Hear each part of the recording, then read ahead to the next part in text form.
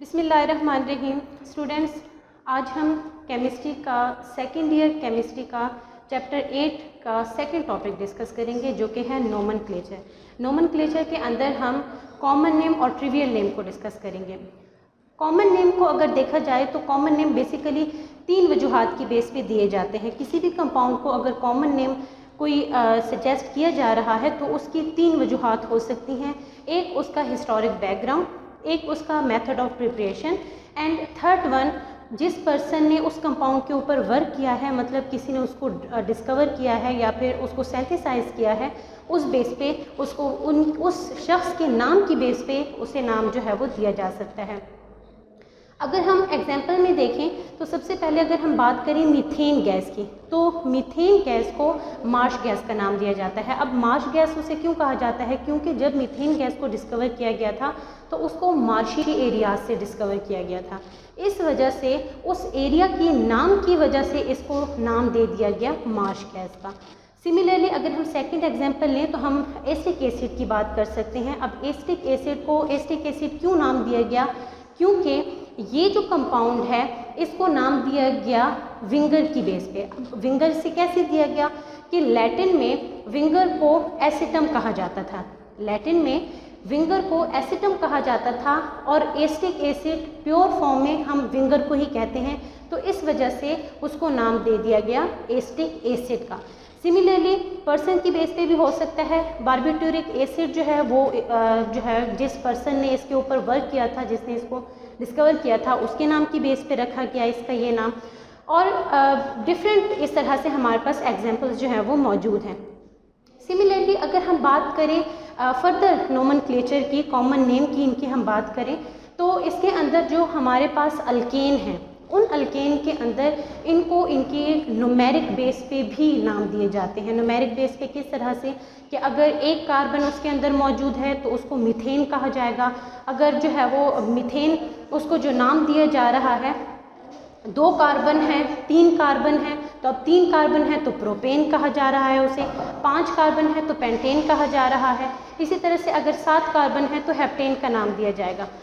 इसी तरह से अगर इन कार्बन्स के अंदर डबल बॉन्ड मौजूद होंगे तो उस बेस पे भी इनको नाम दिए जाते हैं। उस बेस पे किस तरह से कि फॉर एग्जांपल प्रोपेन है तो प्रोपेन के अंदर अगर डबल बॉन्ड आ गया है 2 कार्बन्स के अंदर तो उसका ANE लास्ट से हटा के आइलीन कह दिया जाएगा। जैसे कि प्रोपेन से बन जाएगा प्रोपाइलीन।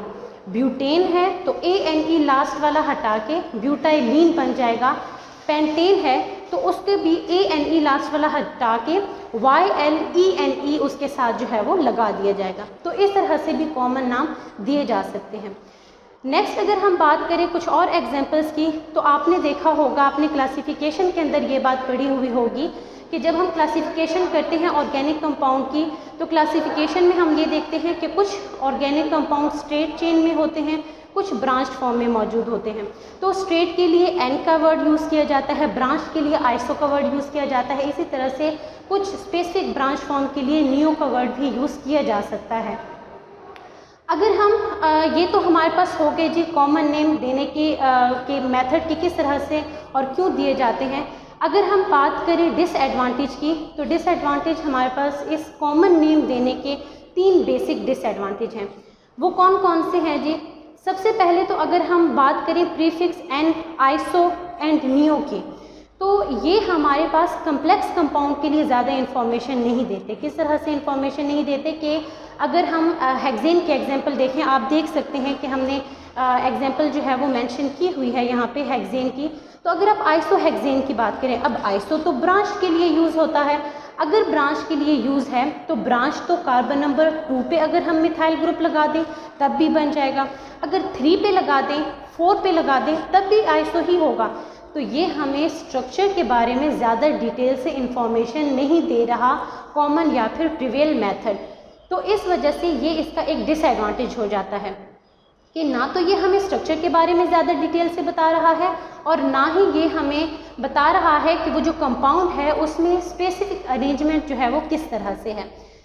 एक और इसका जो एडवांटेज है वो ये है कि ये हमें सिमिलैरिटी ऑफ कंपाउंड के बारे में ज़्यादा डिटेल से नहीं बताता। किस तरह से सिमिलैरिटी ऑफ कंपाउंड के बारे में कि फॉर एग्जांपल अब अगर आपको कह दिया जाए कि मार्श गैस एंड प्रोपेन में क्या सिमिलैरिटी है, तो आप इसके बारे में नहीं बता सकते कि क्या इनके अंदर सिमिलैरिटी है। देखिए मार्श गैस क्या है, वो है मीथेन गैस। अब मीथेन सिंगल बॉन्ड वाला जो कार्बन कंपाउंड, ऐसे कार्बन कंपाउंड, ऐसे हाइड्रोकार्बन जिनके अंदर तमाम कार्बन सिंगल बॉन्डेड हैं। और प्रोपेन भी क्या है, सिंगल बॉन्डेड।